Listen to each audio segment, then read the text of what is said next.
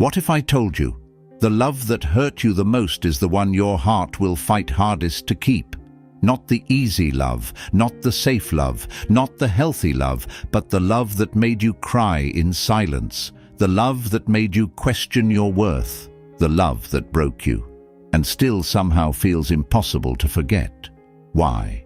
Why do we hold on to the person who hurt us? Why does the heart miss the hands that let go? Why do we replay memories of someone who caused us sleepless nights? This isn't weakness, this isn't desperation, this isn't stupidity, this is something deeper. Tonight, I'm going to tell you a story, not just about heartbreak, but about why painful love becomes the hardest chain to break. And maybe, somewhere in this story, you'll recognize yourself. Part 1. When it felt like destiny. Her name was Ayesha. She didn't fall in love easily. She had always been cautious, the kind of person who observed more than she spoke. She had seen relationships fail around her. She had watched promises collapse. She had told herself that if she ever loved someone, it would be carefully. Then she met him. It didn't happen dramatically.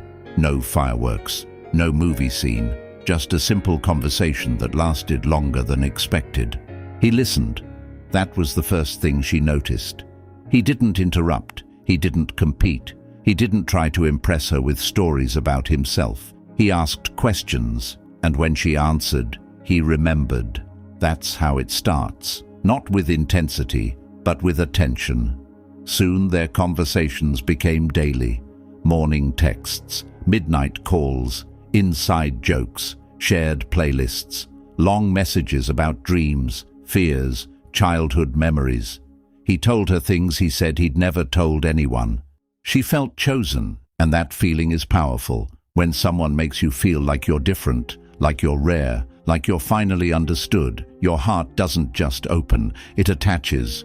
Ayesha didn't just fall for him, she fell for how she felt around him. Safe, important, seen. And when someone becomes the place where you feel seen, they don't just enter your life, they enter your identity. Weeks turned into months. They talked about future trips.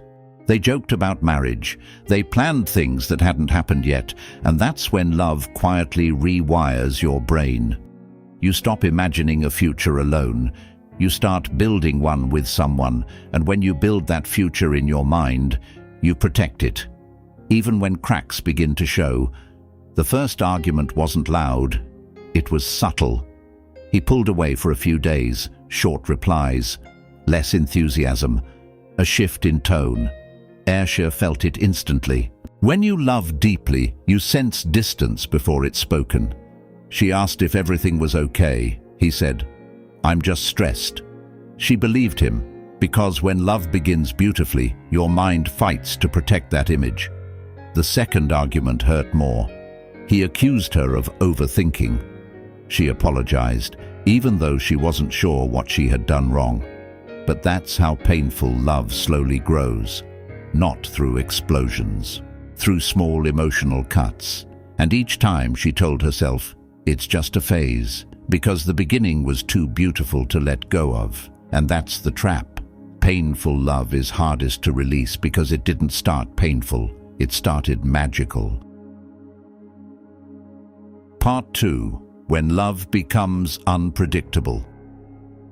The change didn't happen overnight. It happened slowly. Like winter replacing autumn, he still said, "I love you," but not the same way. Sometimes he was warm, sometimes distant, sometimes affectionate, sometimes cold. Ayesha never knew which version of him she would get, and that unpredictability changed everything. Because when love becomes inconsistent, the heart works harder. She began analyzing messages, counting response times, reading between words. If he replied quickly, she felt relief. If he didn't, her stomach tightened. This wasn't peace anymore. It was anxiety. But here's the strange part. The more unstable it became, the deeper she attached. Why? Because the brain craves resolution. When affection is unpredictable, your mind becomes obsessed with earning it back. Every cold phase made her try harder.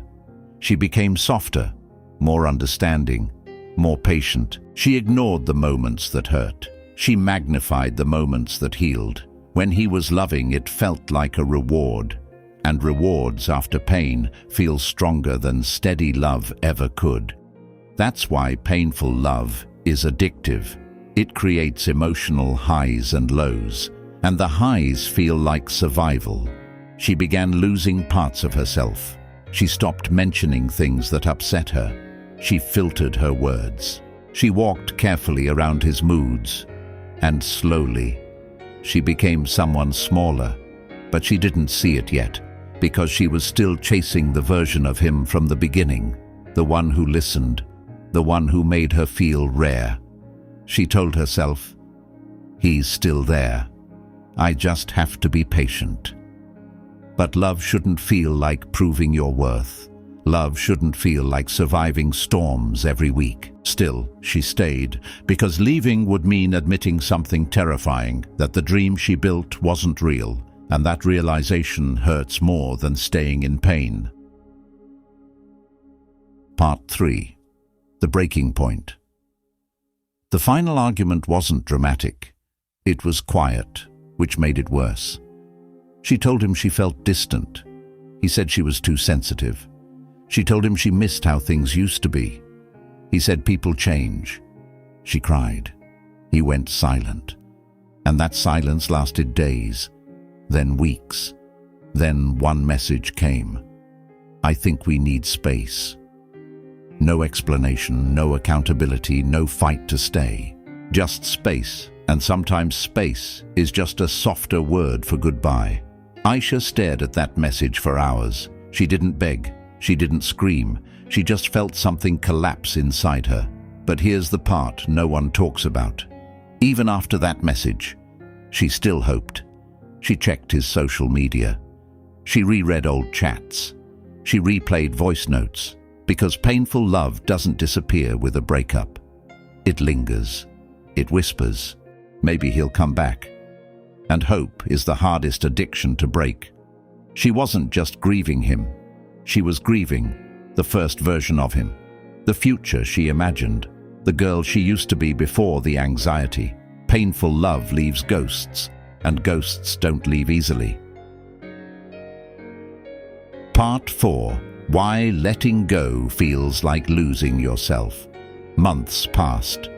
He didn't come back, but the attachment didn't disappear. Because when you love someone deeply, your nervous system adjusts to their presence. Without them, everything feels wrong. Morning feels empty, night feels heavier, music feels sharper. Ayesha tried to move on. She went out more, talked to friends, pretended she was okay. But healing isn't pretending, it's confronting. And she realized something painful. She wasn't missing who he became. She was missing who he was in the beginning, or maybe who she believed he was, and that realization shattered something. Because sometimes painful love is hardest to let go of, because you have to let go of the illusion too. And illusions are comforting. They protect you from the truth. That someone you loved deeply didn't love you the same way. That doesn't mean he never cared. It means he couldn't meet her depth. And that hurts, because she would have stayed. She would have fought. She would have chosen him again. But he didn't choose her the same way. And accepting unequal love is one of the most painful awakenings. Part 5. The slow freedom. Healing didn't happen dramatically. It happened quietly. One day she didn't check his profile. One day she didn't replay old messages. One day she realized she had laughed without thinking of him afterward. Painful love doesn't leave suddenly. It loosens slowly. She began rebuilding herself. She started journaling.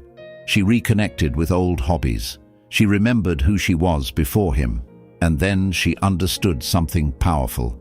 She wasn't in love with the pain. She was in love with how deeply she could feel. And that depth was still hers. He didn't take it. He only triggered it. Painful love is hardest to let go of because it teaches you your emotional capacity. But once you understand that, you stop chasing the person and you start protecting the heart. Ayesha didn't forget him, but she stopped needing him. And that's when freedom begins. If you're still thinking about someone who hurt you, it doesn't mean you're weak. It means you loved fully.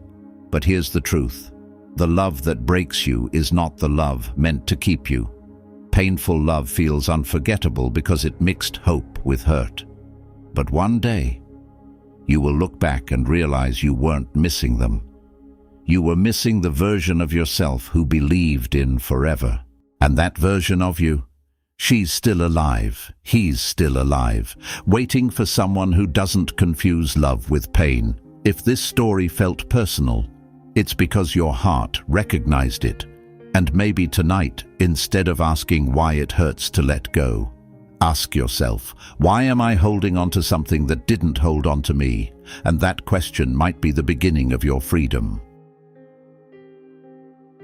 If you're ready to choose peace, comment, "I choose myself." Like this video if you're done questioning your sensitivity. Subscribe if you want reminders that love should feel safe, steady and whole, not something you recover from. You're not late, you're right on time.